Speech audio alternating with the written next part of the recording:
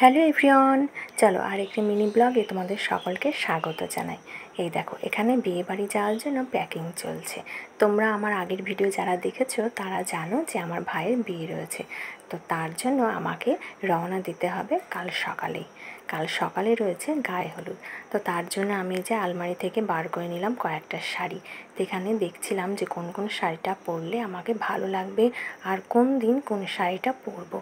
তো এই এক মহা মুশকিল, শাড়ি সিলেক্ট করা, তারপরে তার সঙ্গে জুয়েলারিগুলো সিলেক্ট করা, আবার তার সঙ্গে কোন শাড়ির সঙ্গে গোল্ড জুয়েলারি যাবে, কোন শাড়ির সঙ্গে কোন জুয়েলারিগুলো বেশি মানাবে। তো সেই সব নিয়ে এক নাজেহাল অবস্থা হয়ে গেছিলো। তো সেই প্যাকিং করতে করতে আমার তো রাত 12টা 12:30 বেজে গেল। আর এই দেখো, বেছে বেছে শাড়ি জামা কাপড় তো নিলাম, তারপরে এই যে জায়গা করা আরও মুশকিল। আমি তো ব্যাগ বোঝাই করে নিলে তো হবে না, যত হালকা পাতলা ব্যাগ হবে ততই যাতায়াতের সুবিধা। তো তার জন্য ভাবলাম এই ট্রলিটা নিয়ে নিই। এই ট্রলিটার মধ্যে আমার সমস্ত জামা কাপড় ধরে যাবে, আমাকে আলাদা করে আর 2-3টে ব্যাগ নিতে হবে না। তো না, তা তো হলো না। এই দেখো, ট্রলিটা কিছুতেই আটছে না। তো এখানে এই দেখো, আমি নিয়ে নিচ্ছি কিছু জুয়েলারি, আর এই ব্যাগটায় নিলাম কিছু গোল্ড জুয়েলারি।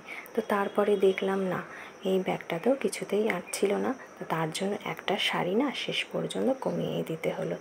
থাক, ঠিক আছে, একটা শাড়ি কমিয়ে দিয়ে পরবো। তাও আমি অপশনাল 2-3টে শাড়ি নিয়ে রেখে দিয়েছি। তো এই দেখো, আমি সকাল সকাল রওনা হয়ে গেলাম পিসির বাড়ির উদ্দেশ্যে।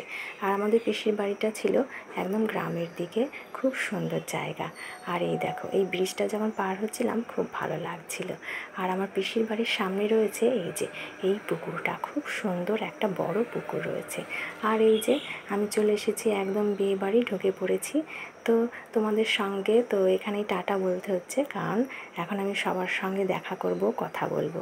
তো চলো এখানেই রাখি আজকে, টাটা।